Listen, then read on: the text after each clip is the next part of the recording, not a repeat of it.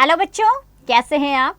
उम्मीद करती हूँ आप बढ़िया और एकदम मज़े में होंगे, खुश होंगे और अपनी लाइफ को एंजॉय कर रहे होंगे। बिल्कुल जी, खुश रहिए, स्वस्थ रहिए, मस्त रहिए, यही जीवन जीने का अलग अंदाज होता है। देखिए, जब हम खुश होते हैं तो हम हर कार्य को निपुणता से करते हैं और हमारे शारीरिक और मानसिक विकास भी बहुत बेहतरीन तरीके से होता है। तो बच्चों, मैं आपकी अध्यापिका मंजू तिवारी आज आपको हिंदी पढ़ाऊंगी। हिंदी जो बहुत ही इंटरेस्टिंग सब्जेक्ट है, एक अहम विषय जिसमें आप शिक्षाप्रद कहानियाँ, कविताएं और संवाद, पत्र, निबंध, इससे आपका परिचय होता है जो आपको जीवन में विकास की दर को बढ़ाने में मदद करते हैं। तो चलिए बच्चों, शुरू करते हैं। हमारे अध्याय का नाम है नारद की वीणा। चलिए सबसे पहले पाठ की प्रस्तावना जान लेते हैं। प्रस्तुत पाठ नारद जी से संबंधित कथा है। ये कथा हमें बताती है कि अपने धन बल के घमंड में किसी पर अपना प्रभाव नहीं जमाना चाहिए और ना ही किसी दूसरे की वस्तु को लेने का हठ करना चाहिए। तो आइए पाठ के आधार पर ये जान लेते हैं। एक बार नारद जी भ्रमण करते हुए भगवान शिव की नगरी वाराणसी जा पहुंचे। नगरी की सुंदरता को देखकर उनका मन प्रसन्नता से भर गया। जब वे चौक बाजार से होकर जा रहे थे तो उनकी तांबूल यानी कि पान खाने की इच्छा हुई। नारद जी को वाराणसी के पान की प्रसिद्धि का पता शायद देवलोक में ही लग गया था, इसलिए इच्छा होना स्वाभाविक ही था। वे ललचाई नजरों से किसी पान वाले की दुकान तलाश रहे थे। तभी एक लड़के ने आकर एक दुकान पर बैठे हुए मोटे से लाला जी की ओर संकेत करते हुए कहा। नारद जी से कहा, आपको बाबूजी बुला रहे हैं। नारद जी ने मन ही मन सोचा, लो अच्छा हुआ, बाबूजी अतिथि सत्कार के रूप में कम से कम पान तो खिलाएंगे ही।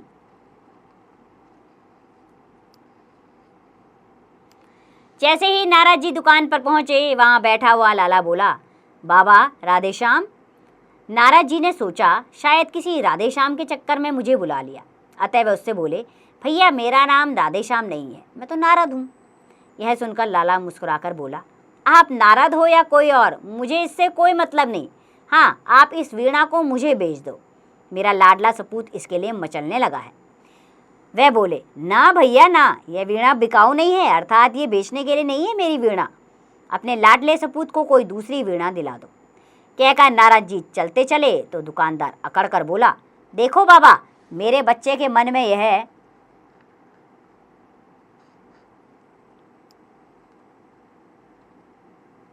यह वीणा बस गई है, अब चाहे जितना पैसा ले लो, इसे दे दो। अरे क्या कहते हो भैया, तुम्हारे लड़के के मन में तो यह आज बसी है, मेरे मन में तो यह सदैव से बसी हुई है, मैं इसे नहीं दूंगा, मुझे रुपये पैसों से कोई मतलब नहीं, नारद जी ने कहा। उसने नारद जी को ऊपर से नीचे तक देखा और बोला, शायद कहीं बाहर से आए हो बाबा। हाँ भैया, मैं देवलोक से आया हूँ, नारद जी ने अत्यंत नम्रतापूर्वक कहा।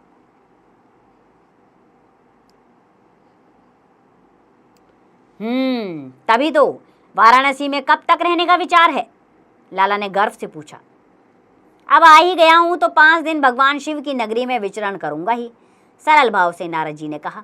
तो मेरी भी सुन लो बाबा, आप इस वीणा को लेकर वाराणसी से वापस नहीं जा सकते। मुझे सेठ पकौड़ी लाल कहते हैं। मेरी शक्ति और सामर्थ्य के बारे में जानना हो तो किसी भी बनारसी से पूछ लेना, लाला ने कहा। सेठ की बातों को सुनकर नारद जी को भी मजाक सूझा। वे बोले, हाँ, तुम्हारी शक्ति का अंदाज़ा तो तुम्हारी मोटी तोन से ही लग रहा है, किंतु तुम्हारी बुद्धि शायद तोन से भी ज़्यादा मोटी है, जो अपना नाम पकौड़ी लाल रखवाया, अन्यथा वाराणसी के हिसाब से तुम्हारा नाम कचौड़ी लाल होना चाहिए था।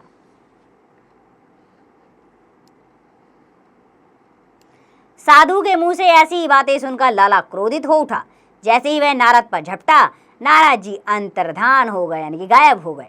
लाला का पैर फिसल गया, वह दुकान के नीचे धम से जा गिरा।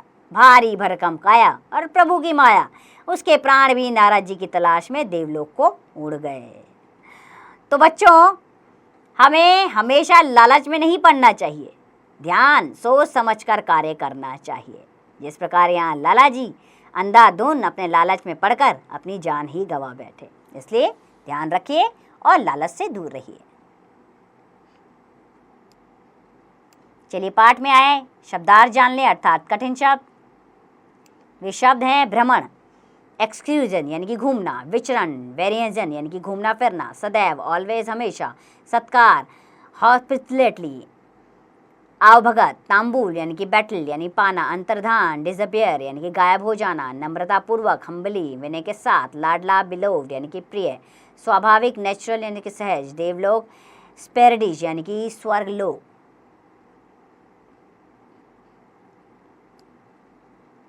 चलिए बढ़ते हैं अभ्यास प्रश्नों की ओर। सबसे पहले करेंगे मौखिक प्रश्न उत्तर। इसमें क प्रश्न है, वाराणसी किसकी नगरी है? शिव की। ख, नारद जी को किसकी प्रसिद्धि का पता देवलोक में ही चल गया था? पान का। ग, एक लड़के ने आकर नारद जी से क्या कहा? कहा कि लाला जी बुला रहे हैं। क, किसके मन में वीणा बस गई? लाला जी के बेटे के मन में। अब हम लिखित प्रश्न उत्तर करेंगे।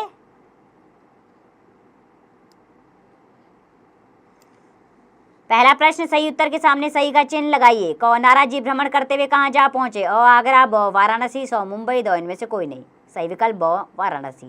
ख, नारद जी की इच्छा क्या खाने की हुई? अ, पान, ब, संतरा, स, बर्फी, द, इनमें से कोई नहीं। सही विकल्प अ, पान। ग, लाला ने नारद जी से क्या मांगा? अ, सितार, ब, बांसुरी, स, वीणा, द, इनमें से कोई नहीं। तो सही विकल्प है स, वीणा। घ, लाला का नाम था अ, राधेश्याम, ब, पकौड़ीलाल, स, गौरीशंकर, द, इनमें से कोई नहीं। सही विकल्प है ब, पकौड़ीलाल।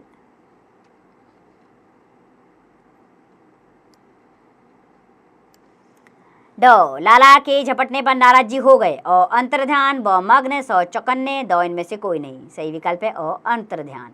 दूसरा प्रश्न बच्चों, पाठ के अनुसार वाक्यों को क्रमानुसार कीजिए। क, लाला का पैर फिसल गया। तुम्हारा नाम कचौड़ीलाल होना चाहिए था। नाराज जी की इच्छा तांबुल पान खाने की भी। सरल भाव से नाराज जी ने कहा, आपको बाबू बुला रहे हैं। तो इसमें सबसे पहले आएगा, नाराज जी की इच्छा तांबुल पान खाने की हुई, आपको बाबूजी बुला रहे हैं। लाला का नहीं, तुम्हारा नाम कचौड़ीलाल होना चाहिए था, सरल भाव से नाराज जी ने कहा, और लाला का पैर फिसल गया। इस तरह ये क्रम पूरा हुआ। तीसरा प्रश्न, रिक्सानों की पूर्ति कीजिए। क, नाराज जी का डैश प्रसन्नता से भर गया मन। ख, इसलिए इच्छा होना डैश था, इसलिए इच्छा होना स्वाभाविक था। ग, डैश सत्कार के रूप में कम से कम पान तो खिलाएगा ही, आदर सत्कार के रूप में। ग, अपने लाडले सपूत को कोई दूसरी डैश दिला दो, वीणा दिला दो।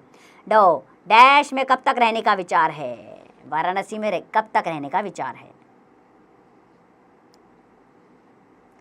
चौथा प्रश्न, सही मिलान कीजिए। क, नगरी की सुंदरता, पान की नगरी, नारद की वीणा, लाला की तोंद, शिव की सुंदरता।